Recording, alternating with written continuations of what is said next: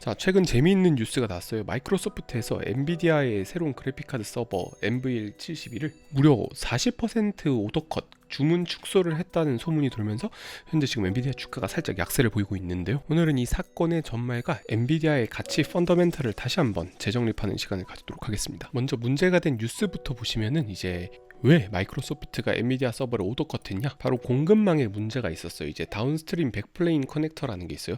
지금 보시는 이제 서버 뒤에 약간 백본, 척추처럼 이렇게 쭉 나와 있는 부분이 있을 거예요. 거기서 이제 구리선이 쫙쫙쫙 들어가고 있는데 바로 이 부분, 이 구리 공급 업체인 암페놀의 수율 문제가 있었다고 합니다. 자, 어떠십니까 여러분?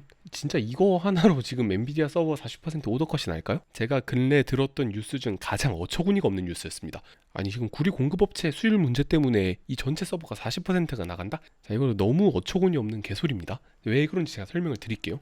이제 지금 보시는 게 NVL72 서버 렉을 구성하는 장치들과 칩이에요. 아무래도 가장 핵심 부품은 이제 블랙엘 GPU가 되겠고, 거기다가 이제 그레이스 CPU, 기타 등등 여러 가지 칩들과 전선들이 하나로 모여 이제 NVL72라는 거대한 슈퍼컴퓨터 하나를 만듭니다. 그런데 여기서 끝나면 얼마나 좋겠습니까? 이 슈퍼컴퓨터를 받아서 또 데이터 센터를 만드는 기업들이 있습니다. 이제 이 데이터 센터는 쿨링, 냉각 시스템도 신경 써야 되고 전력도 신경 써야 돼서 수십만 개의 파츠들과 수백 개의 기업들이 협력을 해서 데이터 센터 한 개를 만들어내는 겁니다. 아마 현재 기술 밸류체인 중에 가장 복잡한 밸류체인이 이 데이터 센터 공급망일 거예요. 자, 그렇다면 이 구리 공급업체 하나가 삐꾸 났다고 엔비디아 공급망이 마비된다? 정말 말도 안 되는 소리죠. 자, 엔비디아 공급망에서 봐야 될 회사는 크게 딱 두 가지예요. 먼저 이제 아이폰의 제조로 유명한 폭스콘인데, 이제 폭스콘이 데이터 센터 제조로도 엄청나게 잘하고 있거든요. 엔비디아는 데이터 센터 수주를 엄청나게 따내서 이제 폭스콘이 서버 만드는데 거의 일조를 하고 있고, 이제 위스트론이라는 대만 업체, 이 두 업체가 가장 중요합니다. 물론 이제 HP나 델, 슈퍼마이크로 컴퓨터 같은 다양한 업체들이 이제 엔비디아의 그래픽 카드나 서버를 받아서 또 메타, 구글, 뭐 아마존,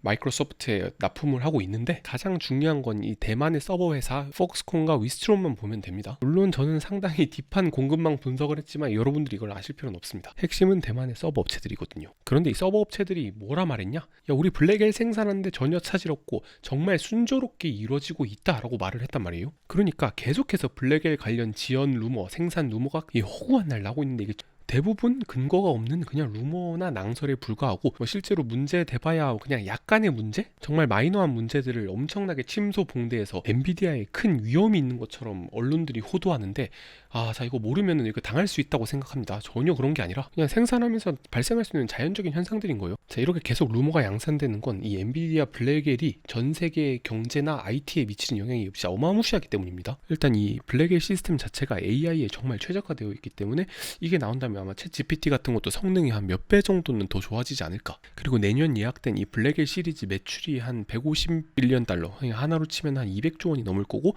여기서 발생되는 이익률 한 70% 곱해봐도 뭐 되게 천문학적인 금액이 나오기 때문에 아마 엔비디아가 압도적인 시가총액 1위를 달성하는 건 기정사실이 되는 것 같습니다. 이건 저뿐만이 아니라 그냥 월가 전체 컨센서스로 굳어지는 추세예요. 정확히 모건 스탠리 측에서 제가 말했던 부분을 다시 한번 짚어주셨습니다. 자, 뭐 반도체 관련해서는 이 팀이 일 제일 잘하니까 믿어보셔도 될 것 같아요. 여기서 뭐라 적혀있냐? 이슈가 has been resolved, 해결되었다. 별 문제가 아니었다는 걸 이제 모건 스탠리 측에서 짚어줬기 때문에 이건 더 이상 이슈가 되지 않을 것 같습니다. 자, 이제 엔비디아의 블랙엘을 생산하는 게 이제 TSMC의 COWS 패키지. 이게 2024년에만 봐도요, 대략 월간 한 3만 장에서 4만 장 뽑았는데, 이제 2025년으로 넘어오면서 이게 몇만 장이 되냐? 월에 거의 9만 장 가까이 뽑습니다. 자, 월에 9만 장 뽑고, 이게 2026년에는 한 번 더 늘어서 거의 한 12만 장까지 뽑는다고 지금 그렇게 추산이 되고 있는데, 이게 올해 초 얘기했을 때는 한 내년에 한 6만 장 뽑는다, 그런 얘기가 있었는데 이게 거의 9만 장까지 올라갔단 말이에요. 그러니까 계속 예측을 하는 것보다 공급량이 늘고 있는 상황입니다. 자, 공급량이 는다는 게 무슨 말입니까? 이 공급량만 느는 게 아니라요, 수요도 발맞추어서 나가고 있다. 자, 빅테크의 이제 캐펙스, 자본 지출 금액이라고 하는데, 이게 빅테크에서 캐펙스를 가장 많이 쓰는 게 당연히 데이터 센터입니다. 자, 이 데이터 센터에 아마 캐펙스의 한 70% 정도를 투자하는데, 자, 이게 2024년에 대략 261빌리언 달러, 하나로 치면 한 35조쯤 됐겠네요. 그런데 이제 이게 25년에 289빌리언 달러로 대략 한 15% 늘었죠. 아마 2026년에도 이만큼 는다고 하니까 엔비디아의 주요 고객사들이 계속해서 엔비디아의 제품을 사갈 거라는 말이 되는 겁니다. 이제 혹자는 이렇게 질문하시겠죠. 야, 수요가 멈추면 어떡하냐? 물론 멈출 수도 있습니다. 야, AI 써봤더니 별거 없더라. 되더라, AI로 생산성이 증가가 안 되더라, 이런 연구 결과가 계속해서 나온다면 뭐 그럴 가능성이 없진 않겠죠. 그런데 제가 여기에 대해서 영상을 정말 많이 다뤘어요. AI가 실제 돈이 되느냐 혹은 생산성 증가로 이어지느냐, 일단 지금까지는 그렇다고 보는 게 맞는 것 같습니다. 제가 이거 관련해서 리포트를 한 10개도 더 넘게 읽었어요. 진짜 AI가 버블이 아닌가라는 의문이 저도 있었거든요. 그런데 이걸 다루게 되면 또 영상이 너무 길어지기 때문에 이거는 따로 속편을 제작하도록 하겠습니다. 엔비디아 주가가 고점 대비 한 10% 이상 떨어지면서 어느 정도 조정을 받는 상황이에요. 자, 그러면 이제 엔비디아의 이 가격대가 적절한지 제가 한번 체크를 해봤습니다. 현재 지금 엔비디아의 12개월 선행 주가 수익 비율, 이거 퍼라고 하죠.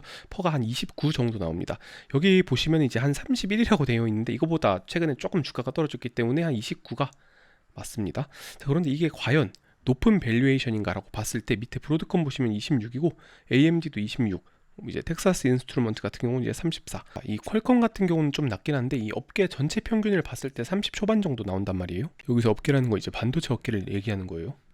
그렇게 되면 이제 30과 엔비디아의 퍼인 29. 자, 과연 여러분은 엔비디아가 아직도 비싸다고 보이시나요? 저는 사실 이 밑에 있는 기업들보다 엔비디아의 기술력이 훨씬 더 뛰어나다고 봅니다. 다른 기업들이 못한다가 아니라 지금 AI 시대에 가장 독보적인 혜자를 갖고 있는 건 엔비디아예요. 자, 이렇게 되니까 명확히 보이죠. 엔비디아는 오히려 저평가입니다. 이게 오른쪽 표를 보시면 더 두드러지게 나옵니다. 성장률 같은 경우는 이제 업계 2배가 넘어갑니다. 자, 아까 왼쪽에서 봤던 펄을 성장률로 나눈 PEG라는 지표가 있는데 이게 1.1이에요. 자, 이거 엄청나게 낮은 수치입니다. 지금 브로드컴 같은 경우는 1.78. AMD는 성장성이 상당히 좋기 때문에 지금 보시면 엔비디아랑 비슷한 숫자가 나오고, 이제 텍사스 인스트루먼트 같은 경우는 이제 4. 나머지 기업들도 뭐 4, 7, 1.7 정도 나오고 있는데, 자, 여기서 이제 0이 나오는 기업들은 현재 순손실 상태이기 때문에 퍼가 마이너스가 떴을 거예요. 그래서 이제 PEG 값은 0을 나타내는 건데, 이게 전체 평균을 내보면 이 PEG 지표가 한 3이 넘어가거든요.